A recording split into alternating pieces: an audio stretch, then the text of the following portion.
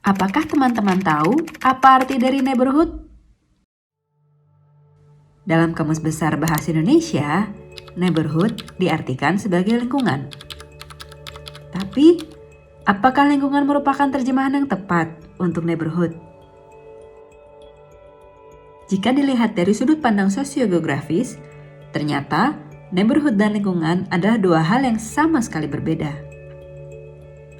Lingkungan atau environment merupakan kawasan yang dibentuk berdasarkan batas geografis atau administratif resmi. Sedangkan neighborhood merupakan kawasan lokal yang dibentuk dari persamaan nilai dan jaringan sosial budaya. Gampangnya, batas wilayah lingkungan berbentuk fisik dan bisa dilihat secara kasat mata. Sedangkan batas wilayah neighborhood yang dibentuk dari kesepakatan para penghuninya lebih tak terlihat. Apa yang menarik dari hal ini? Dalam satu lingkungan yang sama, bisa terdapat beberapa neighborhood yang berbeda-beda. Kenapa sih kita perlu bicara tentang neighborhood? Sejak pandemi COVID-19, tanpa disadari, kelengkapan fasilitas dalam neighborhood berperan sangat penting memenuhi kebutuhan primer penghuninya. Sebelum pandemi, mudah saja berkunjung ke pusat kota yang fasilitasnya lebih lengkap. Perlu ke pusat perbelanjaan atau rumah sakit, atau fasilitas publik lainnya, semua bisa terpenuhi dengan mudah. Ya, meskipun harus menempuh kemacetan selama berjam-jam sih. COVID-19 benar-benar telah mengubah segalanya. Jika dulu berbagai kebutuhan mudah didapat dengan mengakses pusat kota, kini mobilitas yang terbatas membuat pusat kota tidak lagi terasa dekat. Lalu bagaimana dengan penduduk yang tinggal jauh dari pusat kota? Lebih jauh lagi, bagaimana penduduk yang memiliki mobilitas terbatas seperti anak-anak bisa terpenuhi kebutuhannya? Apa saja peran neighborhood dalam mengatasi keterbatasan ini?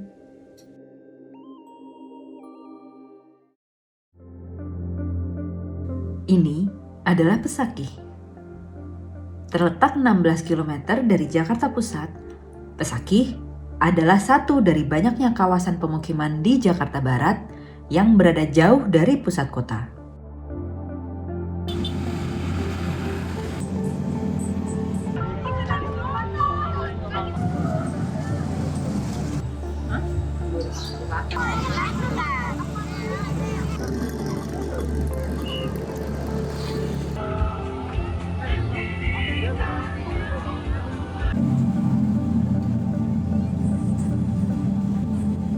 Sekilas, Pesakih terlihat seperti area pemukiman biasa. Namun, jika dilihat lebih detail, kamu akan menemukan beberapa neighborhood dalam satu lingkungan Pesakih ini. Dua di antaranya yaitu Rusunawa Tambora dan Kampung Duri Kosambi. Rusunawa atau rumah susun sederhana sewa memiliki karakteristik fisik bangunan yang vertikal dengan kepadatan yang tinggi. Seperti namanya, penduduk yang tinggal di Rusunawa berstatus penyewa dan tidak memiliki kepemilikan atas area hunian. Rusunawa dimiliki oleh pemerintah setempat dan memiliki ukuran hunian dengan standar tertentu.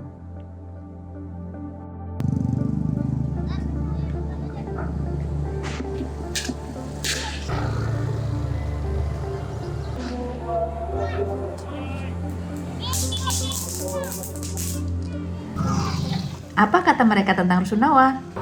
Itu kecil banget, lumayan lah. Itu dapurnya sempit, makanan banyak, terus pertama-tamanya banyak teman juga. Kalau bahagianya di sini banyak teman. Neighborhood lainnya adalah kampung. Meskipun sama-sama berkepadatan tinggi, kampung memiliki karakteristik fisik bangunan tapak horizontal dengan ukuran perhuniannya yang bervariasi. Perbedaannya dengan Rusunawa, penduduk yang tinggal di kampung memiliki kepemilikan atas area hunian. Apa sih kata mereka tentang kampung? Sukanya itu ada teman. Solid tinggal di sini ya. Tinggal di sini sih enak. Nyaman aja. Seru lah di sini. Enakan di sini daripada di sana. Pas banjir enak aja. banyak anak kecilnya. Enak.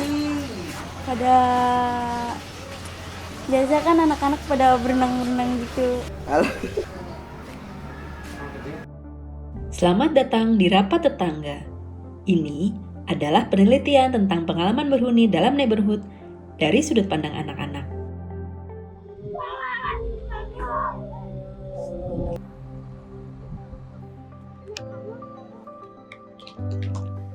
Kira-kira apa ya yang akan anak-anak katakan jika mereka bisa mengutarakan pendapat tentang neighborhood mereka? Mau ngapain? Gitu aja.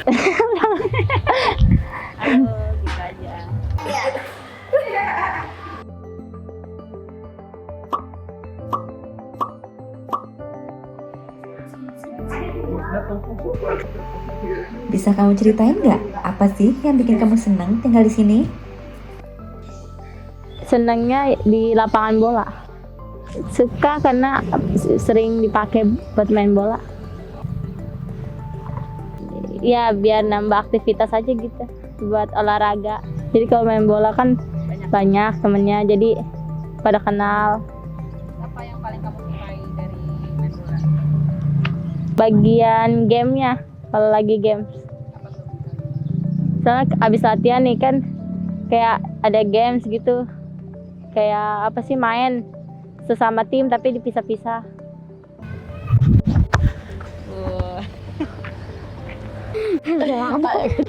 Banyak yang jualan, terus lihat orang mancing, main, kayak kena-kenaan tuh. Kena-kenaan tuh apa? Namanya kena-kenaan, tap jongkok. Kena-kenaan tuh lempar-lempar gitu. Enggak, kena-kenaan. Bedanya apa sama tak jongkok? Kalau daunnya kan, kena langsung jongkok, ntar dibangunin. Kalau itu kan kagak, berdiri terus. Tapi lari-lari. Iya, walaupun jongkok tetap dikenain. Terus kamu biasanya kalau ke waduk paling seneng di bagian mana? Bagian atas. Kenapa kamu paling suka di sini? Biasa main kena-kenaan, terus kadang main di bawah sini, lari-larian.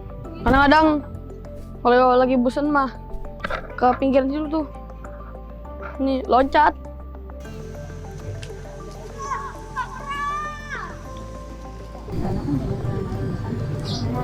Ada di teras. Punya PFD. Banyak teman. Mainan apa aja? Main congklak, main uno, main bekel.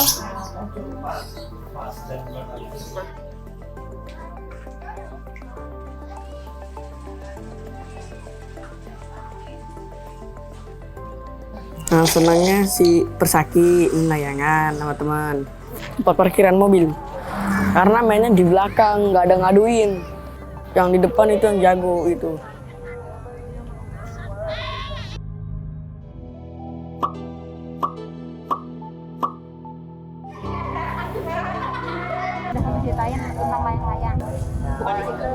Ada nggak hal yang bikin kamu sedih selama tinggal di sini? Aku merasa sedih gara-gara jatuh pas abis pulang nari. Pas selesai nari kan abis ganti baju, terus mau balik lari, jatuh. Malu sih, banyak anak cowok juga pada duduk, licin kayak turunan gitu. Baru sekali itu sih di sini. Latihan pas itu abis nari sih di sini sebulan, pindah lagi ke rusun. Lebih enak di rusun. Ya rame gitu. Yang ikut juga rame di sana. Enggak licin. Paling itu jatuh pas lagi kebetulan aja.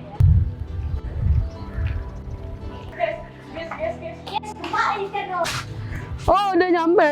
Bawa pulang. Ya, jatuh ya selalu apa? Ke jeblos tanah. Siapa yang pernah kepleset di sini? Saya. Banyak kan. Jatuh dari sini nih. Sini. Apa sih? Iya, sini. Ya kepleset biasa lah. Enggak, sering lah sakit. Lewat sini. Hati-hati lah, jalan sini juga hati-hati. Enggak, paling main sama ibu. Di sini.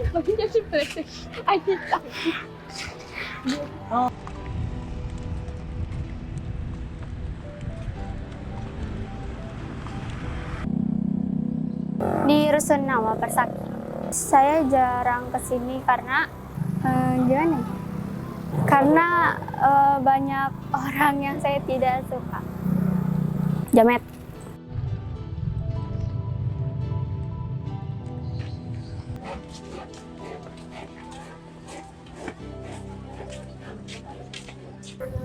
di Persaki, di tempat main layangan, karena layangannya putus mulu diaduin. Benangnya benang mahal.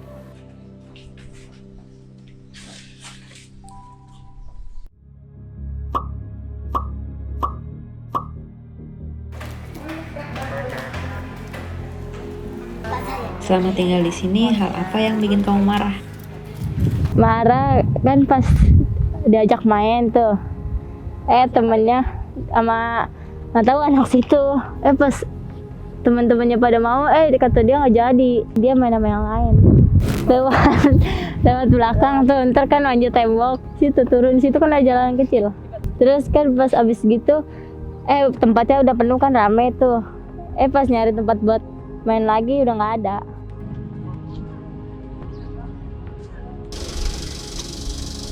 Aku ngeliatin lu. Diomelin. Melin gara-gara Nggak tahu, gara-gara main sono nggak boleh. sama siapa dia melin? Sama satpam, nggak tahu satpamnya. Ya satpamnya ada yang bayar, ada yang galak sih. Biasa main apa sih, Migo. Sono, lurus, sini lagi.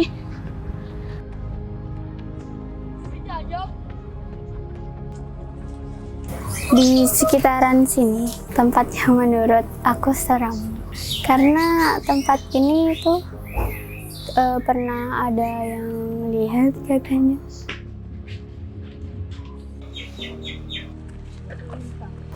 Depan Pulau Intan sama Haka. Lagi pengen main di situ. Di taman sama temen, nggak boleh. Nggak tahu, aku aja pas pengen masuk sama temen nggak boleh, suruh keluar. Pas, mau kemana? Mau ke dalam Pak, mau main. Nggak, keluar.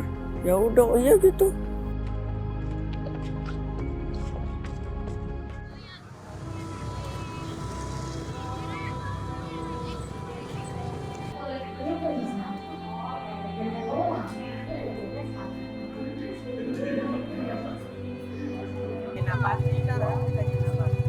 Bisa ceritain nggak apa sih yang kamu harapin dari tempat tinggal kamu? Harapan saya tinggal di sini ya ini bangunannya bisa direnovasi. Aku ya ada yang bagus, lebih luas dapurnya. Kalau sekarang sih tempat tinggal aku ya nggak apa-apa sih sekarang mah, cuman kalau kedepannya pasti pengen buat rumah sendiri yang besar, yang mewah lah. Saya mau buat apa tuh, ngikutin kamar Renovasi. Iya, renovasi. Bentuknya kamar. Tuh terus di rumah. Ntar kalau ada sih. Hah? Kenapa pengen beli rumah? Supaya apa? Supaya seneng ibu. Harapan aku kalau sini gedung itu ya jangan diselesain, kalau nggak dirobohin. Daerah Persaki diluasin sedikit, jangan sampai itulah sini banjir lagi kalau segede itu. Pengen ada lapangan. Bebas pengen punya itulah kayak kuda. Bikin minta lapangan bola gitu biar bisa lebih aktif lagi, misalnya buat cita-cita gitu. Senang, sedih, dan marah. Dalam rapat tetangga, 3 emosi ini menginvestigasi bagaimana neighborhood berperan dalam kehidupan bermasyarakat, terutama bagi anak-anak. Penasaran dengan laporan selengkapnya? Kunjungi website Rame Rame Jakarta untuk lihat laporan lengkap rapat tetangga.